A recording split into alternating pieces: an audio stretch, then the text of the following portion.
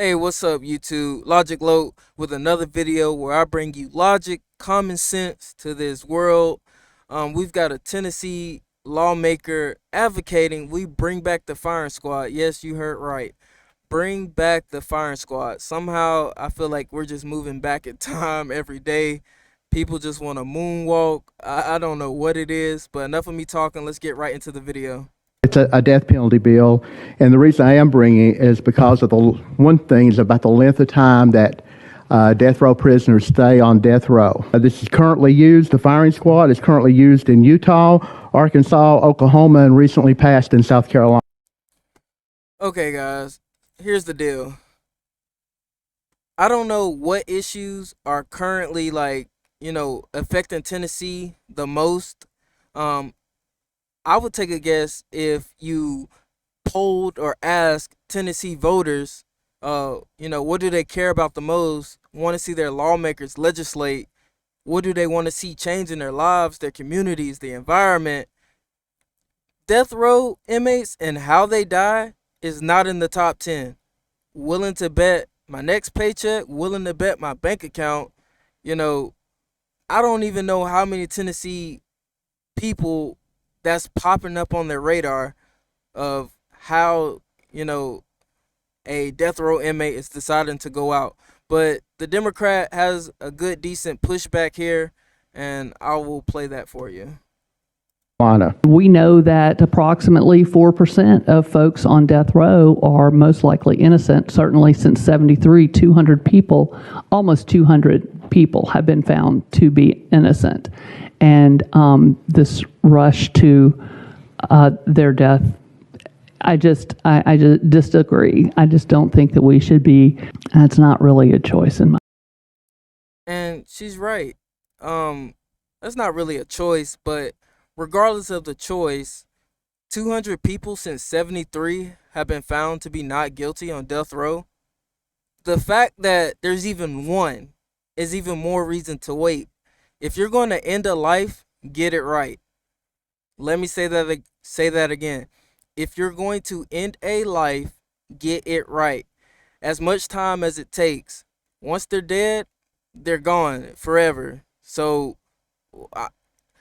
as much time as it takes, and I'm just gonna leave it at that.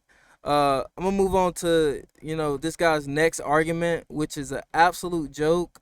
I don't think these guys listen to their self-talk sometimes. Punishment, with problems that we've had, first of all, in the state of Tennessee, in lethal injection and in the electric chair. So that's why we want to give them another choice. South Carolina's governor signed a bill into law in 2021.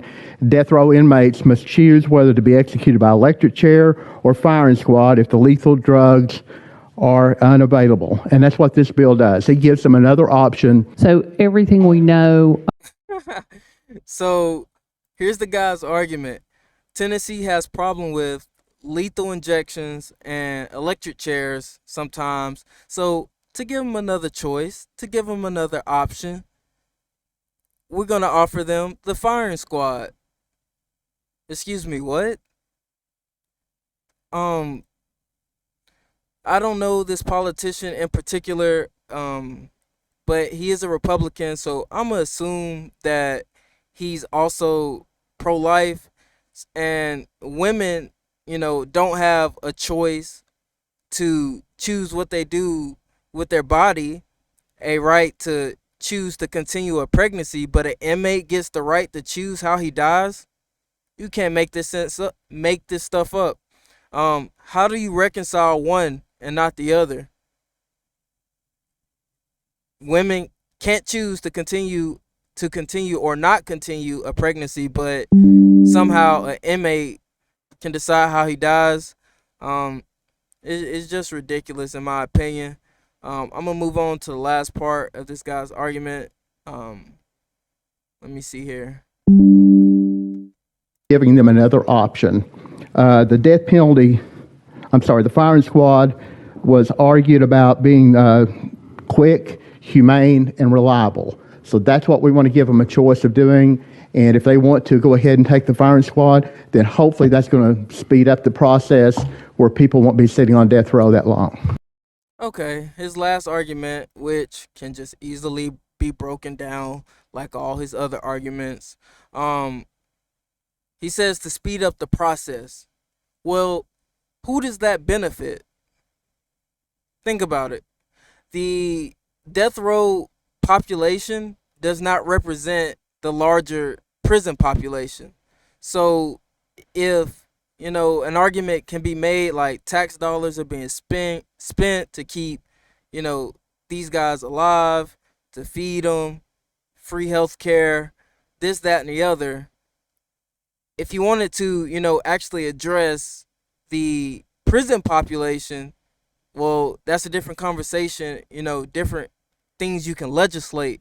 But the core question is, who does that benefit?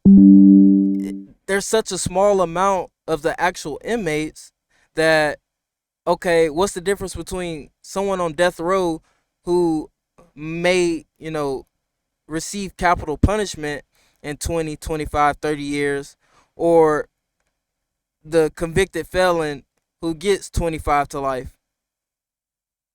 One is, due for capital punishment. The other one's just gonna rot in prison. So again, who does it benefit? If you're, I don't know who you're trying to appease. Who are you advocating for? Um, so that's my thoughts on that. If you disagree, agree, let me know in the comment section.